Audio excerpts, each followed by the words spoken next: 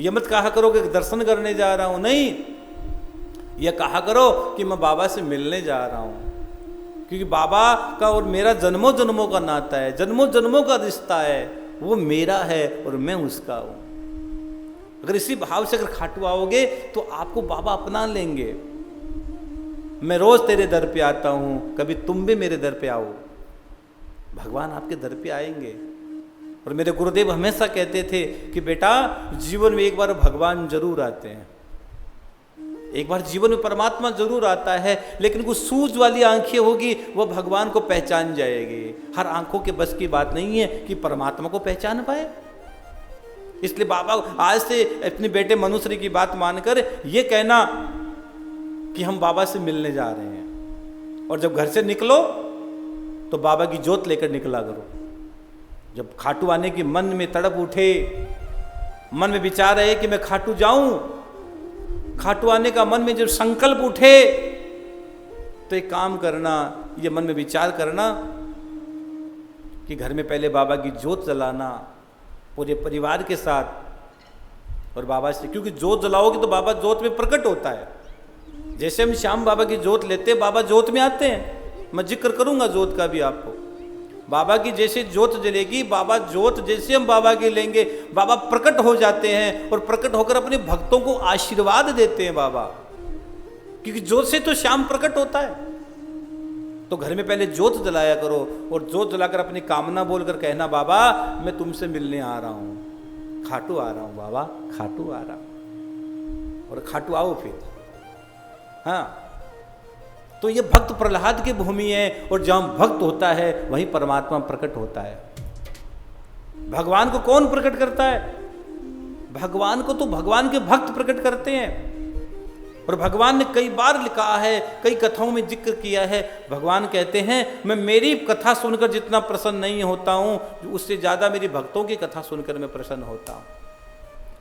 और भगवान के भक्त क्या है पता है? भगवान ने एक जगह जिक्र किया है कि भक्त मेरे मोर मुकुट है।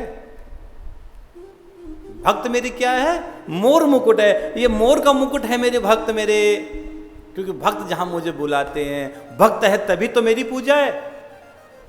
अगर आज लाखों लोग नहीं आते तो बाबा को देखो, लाखों लोग खाटू आ रहे, रोज लाखों लोग खाटू आ रहे हैं। हाँ, बाबा की कृपा है तभी तो आप खाटू आते हो। तो जोत जलाओ घर में। और ये खाटू है ना, ये आज की भूमि नहीं है, ये युगों युगों से चली आ रही है।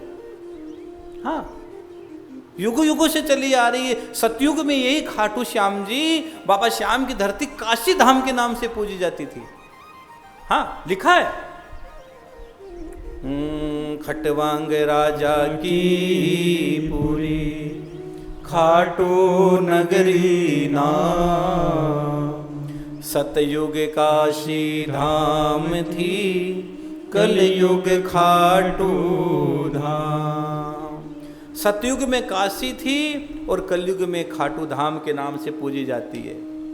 इसलिए जो भक्त बाबा श्याम के द्वार में आता है, बाबा के दरबार में आता है, बैठता है, बाबा को भोग लगाता है, धूप लगाता है, बाबा उसे अपना लेते हैं, बाबा उसे अपना लेते हैं। हाँ, बाबा अपना लेते हैं। और देखो, इसके पीछे की बहुत प्यारी कहानी बताता हूँ, ध्यान से सुनो। बहुत गहरी कहानी बता रहा हूँ आपको। ये जो बाबा श्याम की जो मंदिर है, बाबा का दिव्य जो मंदिर है, इसकी प्यारी कहानी बता रहा हूँ, ध्यान से सुनो आप। मैंने जो अनुभव लिया, पढ़ा, तो आप सुनो। विक्रम संवत 1736 में, एकदम ध्यान से सुनना इस प्रसंग को, आपको बहुत आनंद की अनुभूति होगी। और बाबा श्याम कैसे यहाँ विराजमान हुए बाद में। विक्रम संवत 1736 में औरंगजेब का साम्राज्य था, और औरंगजेब ने सब मंदिरों को तोड़ा। अगर सबसे कोई क्रूर शासक था, क्रूर, तो उसका नाम था औरंगजेब। औरंगजेब का एक निश्चय उन्होंने बनाया कि सनातन के सब मंदिरों को तोड़ दिया जाए, मंदिरों को तोड़ा जाए। और सनातन तो आत्मा है, आत्मा को शरीर से अलग किया ही नहीं जा सकता, सनातन तो आत्मा है। हाँ, तो औरंगजेब ने सब मंदिरों को तोड़ा। तो यह मन धीरे धीरे कहानी पहुंच गई खाटू श्याम जी तक कि बाबा का भी मंदिर तोड़ेगा, ये श्याम का मंदिर भी टूटेगा। तो क्या करे, यहाँ के सेवकों ने, पुजारियों ने, नगर के गणमान्य लोगों ने मिलकर ये विचार बनाया कि ये बाबा का मंदिर टूटेगा तो क्या किया जाए। तो उन्होंने क्या किया, बाबा का दिव्य शीश था ना, बाबा का दिव्य शीश, उसको अपने घर में ले जाकर बाबा की सेवा पूजा करने लगे। एकदम ध्यान से सुनना इस बात।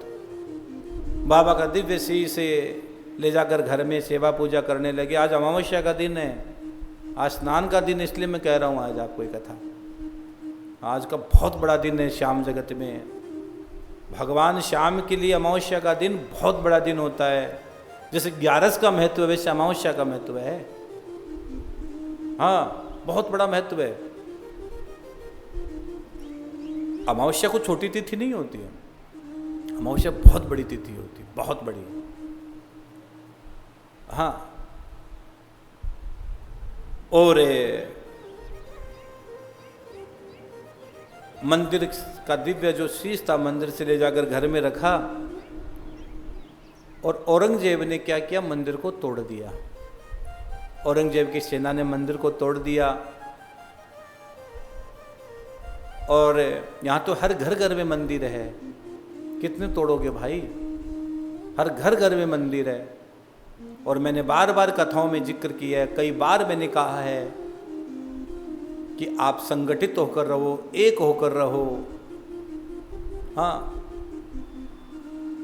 कलयुग में केवल संग में ही शक्ति है। अब संग में रहोगे, एकजुट रहोगे तो आपको कोई भी हिला नहीं सकता। हाँ, तो औरंगजेब ने मंदिर की सेना ने मंदिर तोड़ दिया। और विक्रम संवत 1700 कथा में लिखा गया 77 में औरंगजेब का साम्राज्य समाप्त हो गया।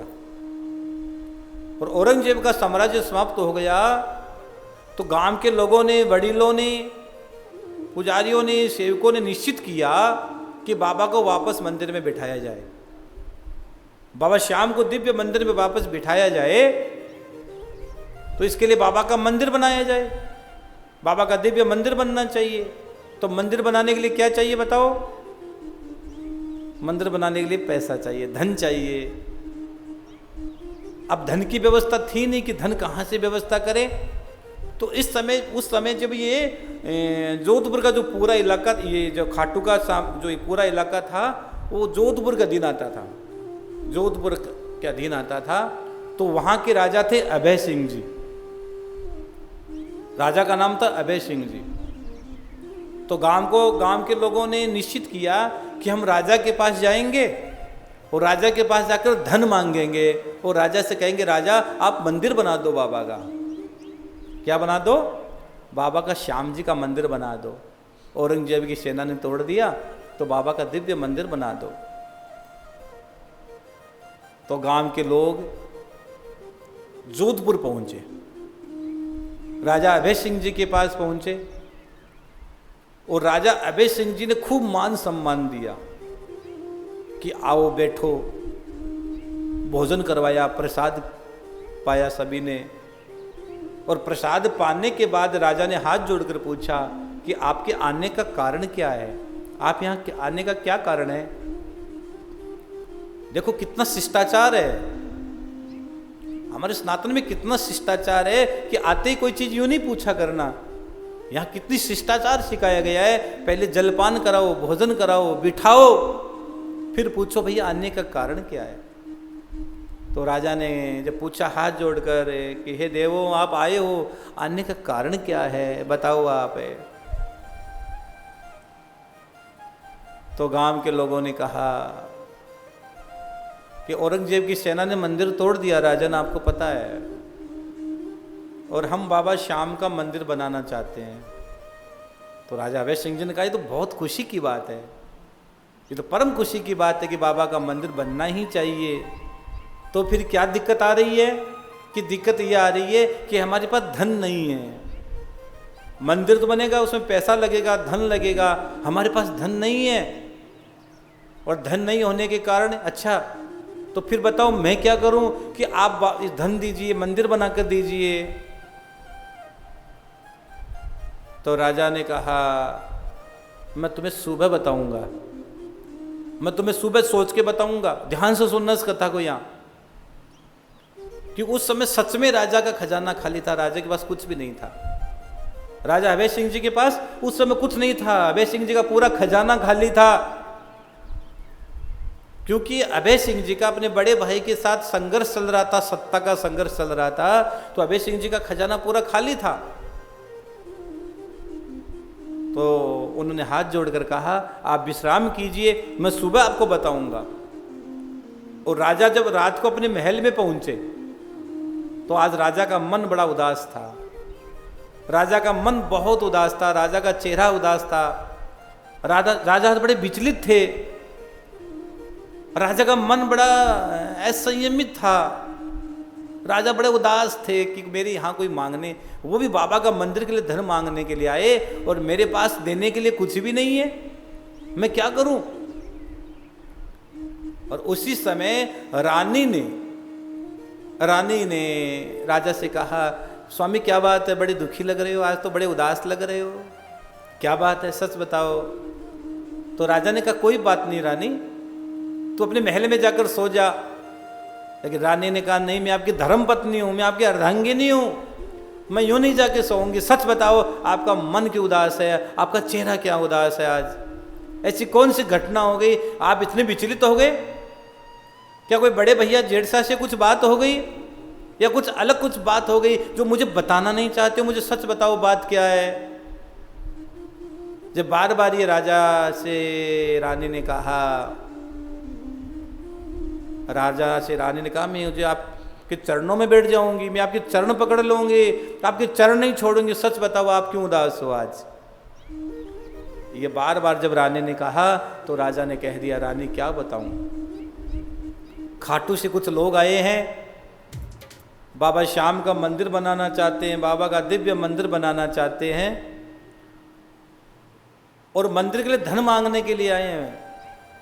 और रानी तुझे पता है मेरा खजाना तो खाली है, मेरे पास देने के लिए कुछ भी नहीं है, मेरा खजाना खाली है, मेरे पास देने के लिए कुछ भी नहीं है, मैं क्या करूं और क्या दूं।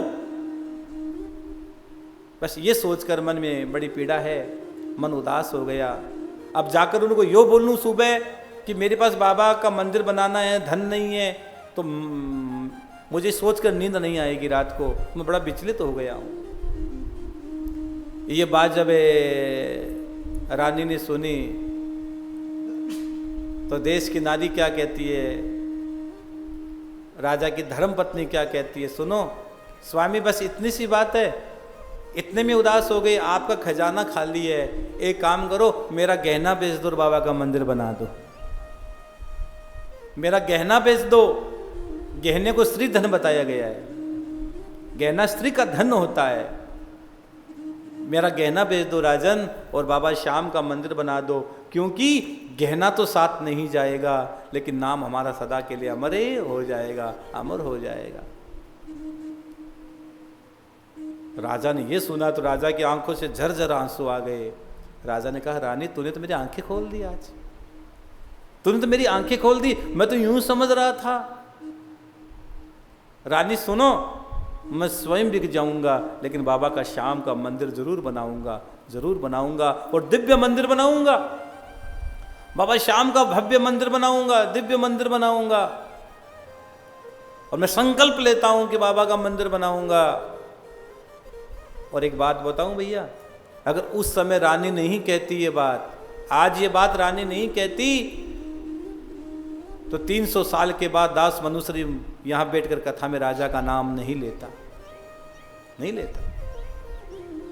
नारी तो धर्म का मूल है, नारी धर्म का मूल है।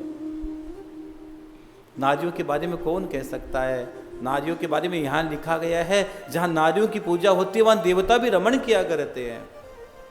हाँ, माताओं का ऋण कोई नहीं उतार सकता, माताओं का ऋण कोई नहीं उतार सकता भाई। और राजा ने आदेश दिया कि बाबा का दिव्य मंदिर बनाया जाए, दिव्य मंदिर बनाया जाए। और कथा कहती है फाल्गुन सुदी पंचमी के दिन, विक्रम संवत 1777 फाल्गुन सुदी पंचमी के दिन बाबा का दिव्य मंदिर बनकर तैयार हो गया। और मेरे श्याम बाबा पुनः दिव्य मंदिर में विराजमान हो गए, दिव्य मंदिर में विराजमान हो गए। केवल रानी के एक शब्द से कि मेरा गहना बेच दो, बाबा का मंदिर बना दो, एक शब्द के कारण आज राजा ने मंदिर बना दिया। आपका धन कहाँ लगना है, अच्छी जगह लगना है कि बुरा लगाया, वो तो भैया विधाता पर निश्चित है। लेकिन एक बात बताऊं, धन की 3 गति है, या तो भोग लो या दान कर दो, और तीसरी गति है नाश। वो धन अपने आप नाश हो जाएगा। जब तक आपके पास है तब तक दान कर दो। कल के बारे में मत सोचा करो, कल क्या होगा क्या नहीं होगा, उस चक्कर से बाहर निकलो। ज्यादा बेटे पोते के चक्कर में मत रहना कि मेरा बेटा ये कर देगा, मेरा पोता ये कर देगा। अगर आपने अच्छा धन कमाया और उस धन को अगर आपके बेटे पोते ने गलत जगह लगा दिया, बर्बाद कर दिया गलत चीज में, तो वो धन आपको नरक के द्वार पर लेकर चला जाएगा।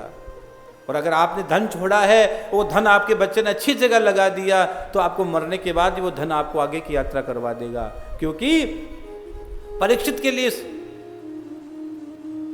आगे जन्मेजय ने देवी भागवत करवाई थी। हाँ, अगर आपके परिवार में संतति में अगर आगे जाकर आपके लिए कुछ करने की तमन्ना है, तो मरने के बाद भी वो आपकी संतति आपको मुक्त करवा सकती है। अगर आपकी संतति में वो संस्कार नहीं है, आपके संतति में आपके बच्चों बच्चियों में भाव नहीं है, तो मरने के बाद कितना भी छोड़कर चले जाना मेरे बहन भाई, वो भी धन एक दिन नरक के द्वार पर आपको ले जाकर खड़ा कर देगा, नरक के द्वार पर ले जाकर खड़ा कर देगा। हाँ, इसलिए मैं कहता हूं, जो करना अपने हाथों से करो, जो करना अपने हाथों से करो, जो करना अपने हाथों से कर दो भैया। न बेटे के चक्कर में रहो, न पोते के चक्कर में रहो, न पड़पोते के चक्कर में रहो, कोई किसी का नहीं है। दादाजी चॉकलेट देते हैं तो पोते को अच्छा लगता है, दादाजी चुपचाप पैसे निकाल के देते हैं तो पोते को अच्छा लगता है। ये सब रिश्ते बड़े विचित्र रिश्ते हैं। साचा एक ही रिश्ता है, गोविंद नाम है सांचो और सारो जग है झूठो। केवल भगवान का नाम सच्चा है, इसके अलावा सच्चा संसार में कुछ नहीं है। जो संसार में दिखाई देता है वो केवल भगवान की माया है, सच्चा कुछ और है। सच्चा राम का नाम है।